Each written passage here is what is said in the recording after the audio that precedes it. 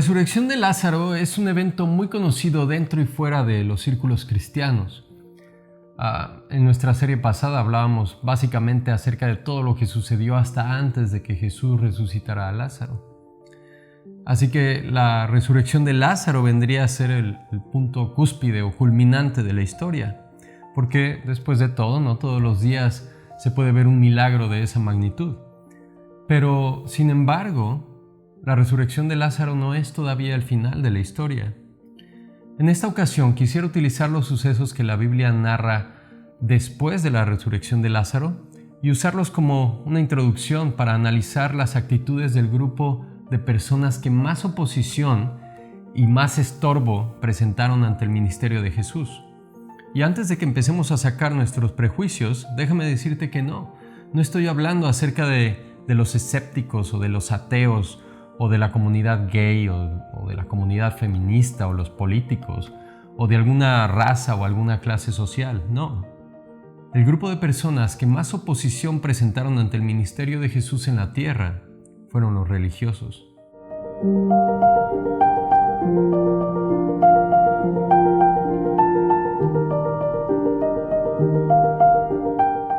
Dice la Biblia en Juan 11:45 que al ver lo que sucedió con Lázaro, el hecho de que Jesús lo resucitara, muchos de entre la gente que estaban con María creyeron en Jesús, pero otros fueron a ver a los fariseos para contarles lo que Jesús había hecho.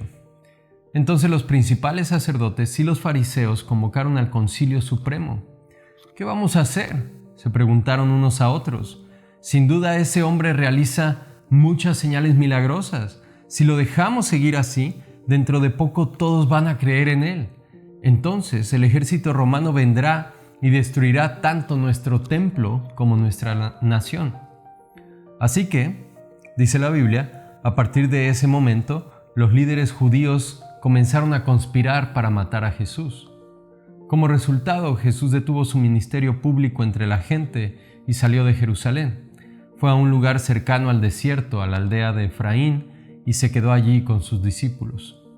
Ok, para dar un poco de luz a lo que la Biblia nos está diciendo aquí, los fariseos eran el grupo religioso de mayor reputación o de mayor influencia entre el pueblo en aquel tiempo. Eran hombres muy intelectuales, muy bien instruidos en cuanto a la interpretación de las Sagradas Escrituras. Y eran hombres también muy respetados dentro de la sociedad, ya que tenían la reputación de guardar todas las leyes de Dios o las leyes judías al pie de la letra. Y ellos le enseñaban al pueblo también a guardar todas las leyes y rituales del Antiguo Testamento, y actuaban como representantes del pueblo en cuestiones políticas. Básicamente, los fariseos eran los líderes religiosos de mayor reputación o de mayor prestigio en aquel tiempo. Dice la Biblia que estos líderes religiosos estaban supuestamente muy preocupados de que los romanos, quienes tenían al pueblo judío en ese tiempo bajo ocupación, fueran a destruir el templo y la nación en un intento por detener un levantamiento influenciado por este tal Jesús, quien para este momento ya estaba cobrando muchísimos seguidores gracias en gran parte a las señales milagrosas que realizaba. Así que con esta excusa, ellos comenzaron a planear cómo matar a Jesús. Y digo excusa porque esta no era la verdadera razón por la cual ellos querían matar a Jesús. Porque la Biblia continúa diciendo más adelante que ya faltaba poco para la celebración de la Pascua judía y mucha gente de todo el país llegó a Jerusalén varios días antes para participar en la ceremonia de purificación previa al comienzo de la Pascua.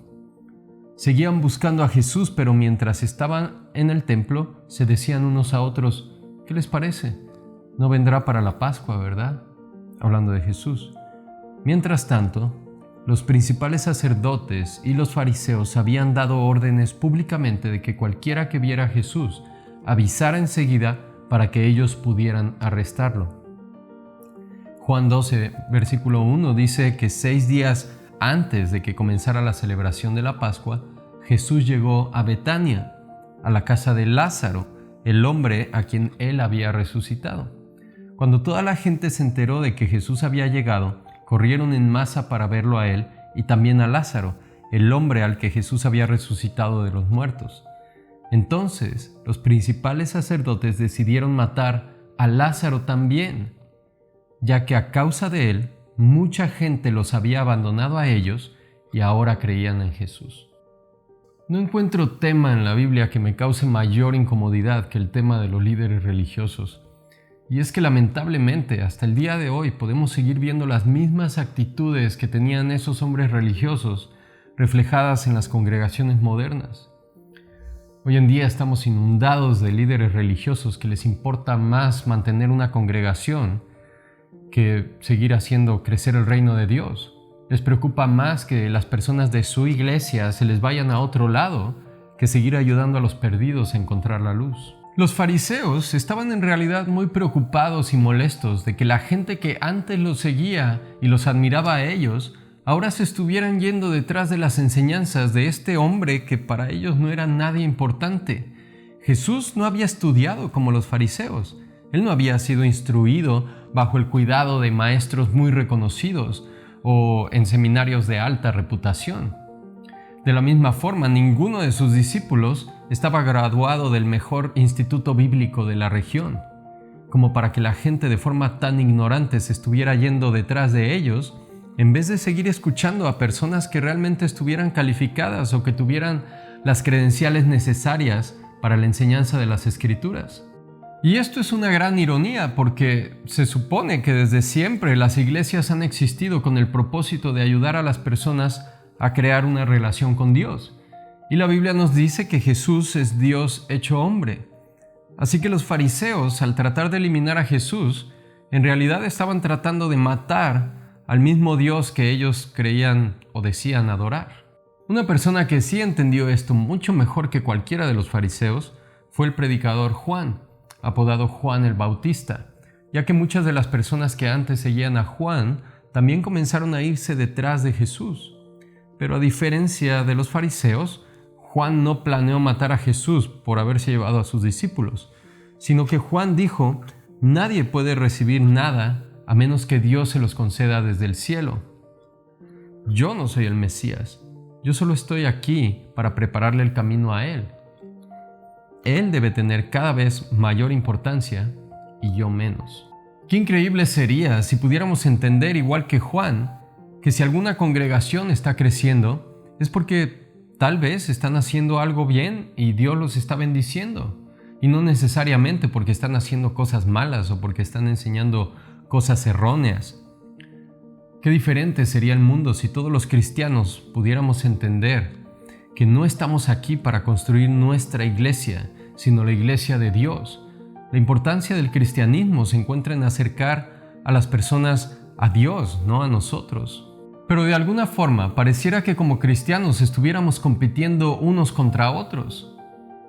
Y cuando otra congregación está creciendo, o peor aún, cuando personas de nuestra congregación se van a otra, rápidamente criticamos las enseñanzas y las prácticas de esa otra iglesia y decimos cosas como que, no, bueno, es que ellos han de ser liberales o han de tener mala doctrina.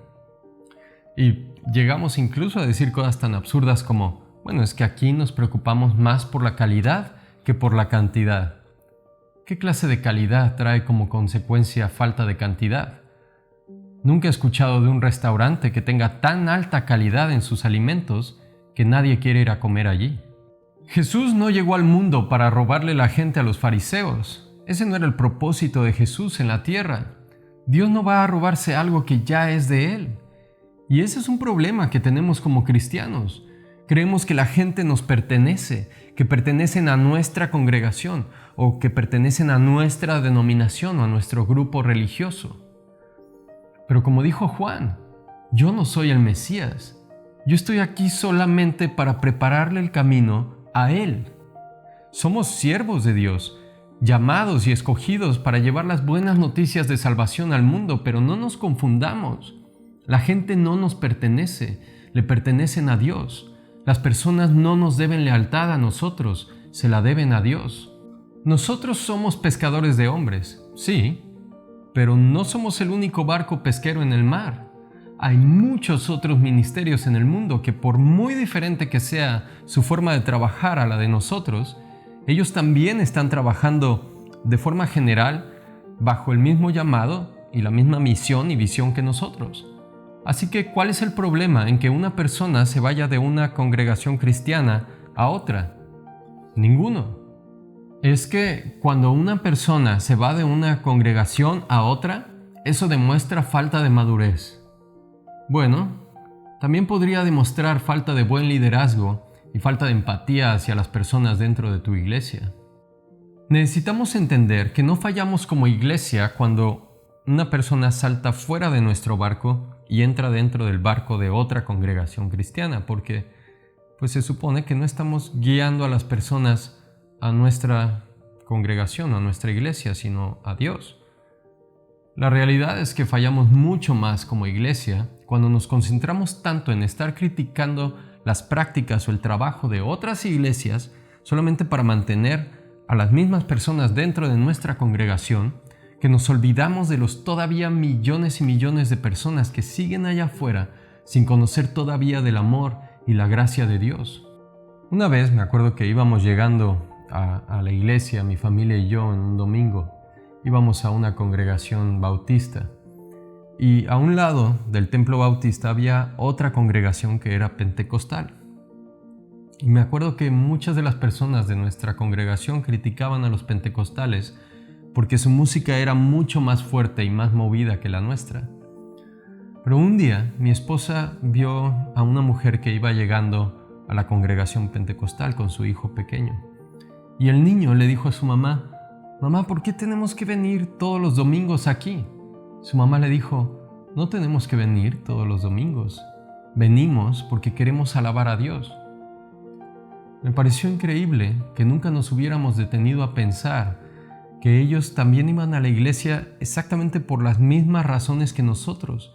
Y aunque ellos alababan a Dios de una forma distinta a la nuestra, ellos también alababan a Dios de todo corazón. Pero nos hemos dividido en tantos grupos cristianos diferentes, unos en contra de otros, que nos hemos olvidado por completo que la verdad no se encuentra en una denominación o en una religión. La verdad se encuentra en Jesús. Me acuerdo también una vez que fui de visita, después de varios años de casado, fui de visita a la congregación en donde había yo pasado mis años de adolescencia. Cuando llegué allí, uno de los líderes religiosos de esa iglesia, que me conocía, me saludó diciéndome: «¡Qué milagro, Andresito! ¿Ya por fin decidiste venir a una iglesia que sí tiene sana doctrina y alejarte de esas iglesias liberales?» Por supuesto, ese fue el último día que puse mis pies en esa congregación. Porque qué tan soberbios y prepotentes tenemos que ser como para pensar que solamente nosotros tenemos sana doctrina. La única forma de crecer en conocimiento de forma consistente es mantener nuestros oídos y nuestras mentes abiertos a las perspectivas de personas que no piensen igual que nosotros. Y eso aplica también al conocimiento de Dios mismo. Cuando abrimos nuestros oídos a las perspectivas o interpretaciones de personas fuera de nuestros pequeños círculos cristianos, le damos la oportunidad a nuestra mente de expandir sus horizontes y evaluar constantemente lo que decimos creer, de forma que podamos hacer crecer las raíces de nuestras creencias o también podamos desechar ideas o interpretaciones equivocadas que teníamos antes, para así evitar caer en ridículo cuando nuestra fe sea probada. Pero cuando somos soberbios y no consideramos las perspectivas de los demás, nuestras propias mentes se cierran al conocimiento y regularmente caemos en ideas y creencias muy fácilmente rebatibles, ya que no cuentan con fundamentos suficientemente estables. Y cuando las personas se van buscando algo mejor que nuestras enseñanzas tan inútiles, todavía nos indignamos pensando que ellos son los que están mal. Es por eso mismo que Jesús y la mayoría de los líderes religiosos, exceptuando a uno que otro, nunca pudieron establecer una buena relación. Los fariseos también decían tener una doctrina perfecta, y aún a pesar de eso, nunca aceptaron a Jesús como el Salvador del mundo prometido por Dios, sino que incluso decían que Jesús era un blasfemo y liberal. En vez de poner atención a la forma de trabajar de Jesús para saber por qué tanta gente lo seguía y lo escuchaba mucho más que a ellos, los fariseos simplemente decidieron matarlo. Y no solamente a Jesús, sino también a Lázaro, que solamente era amigo de Jesús, que por gracia de Dios había sido resucitado, pero que no tenía nada que ver con los problemas entre Jesús y los fariseos. Es muy cansado de verdad entrar a YouTube buscando alimento espiritual, tal vez buscando las enseñanzas de algún pastor que te recomendaron, y encontrarte con un montón de videos de por qué no debes escuchar la música de esta iglesia, o por qué no debes escuchar las enseñanzas de este pastor, o todo lo que está mal con las enseñanzas de esta o de esta iglesia. Es que un video tras otro, todos diseñados exclusivamente con la intención de asesinar ministerios o de aniquilar pastores, de forma figurativa, espero solamente. Pero lo más interesante es que las personas que hacen estos videos son gente religiosa, gente que también se dicen cristianos. Es que en serio, ¿de qué se trata todo esto? Bueno, pues es que debemos defender a las ovejas de los lobos rapaces. Pues sí, pero somos pastores, no somos cazadores. No se supone que vayamos por el mundo atacando a todas las personas que piensen diferente que nosotros, con la excusa de que a mí me parecen lobos porque no piensan igual que yo. Y mucho menos cuando se supone que todos estamos en la misma misión. Es realmente increíble ver cómo el peor enemigo del cristianismo seamos los mismos cristianos. Es duro abrir los ojos a nuestras malas actitudes. Personalmente nunca he conocido una iglesia, nunca jamás he conocido una iglesia que acepten tener las mismas actitudes que los fariseos. Pero lo acepten o no, la realidad es que no hace falta mucho esfuerzo para darnos cuenta que la mayoría de las iglesias el día de hoy se comportan exactamente igual que ellos. De verdad necesitamos urgentemente detener estas actitudes de autosabotaje y comportarnos de una vez como lo que se supone que somos. Y no me refiero a cristianos bautistas o cristianos pentecostales o adventistas o presbiterianos o anglicanos o lo que sea de la denominación o de la organización religiosa cristiana a la que digas pertenecer. Jesús vino al mundo no para establecer una misma denominación, sino una misma fe, no una organización religiosa, sino una iglesia conformada por diferentes personas alrededor del mundo, diferentes, pero que adoren al mismo Dios en diferentes lugares, de diferentes formas, con diferentes métodos, con diferentes gustos, con diferentes perspectivas. Ninguno de ellos perfectos en ninguna manera, pero todos hijos del mismo Padre, conformando todos una misma familia. Una familia en la cual, en lugar de estarnos atacando y asesinándonos unos a otros, deberíamos ayudarnos y apoyarnos y aprender unos de otros de nuestros errores y de nuestros aciertos y enorgullecernos de llamarnos unos a otros hermanos.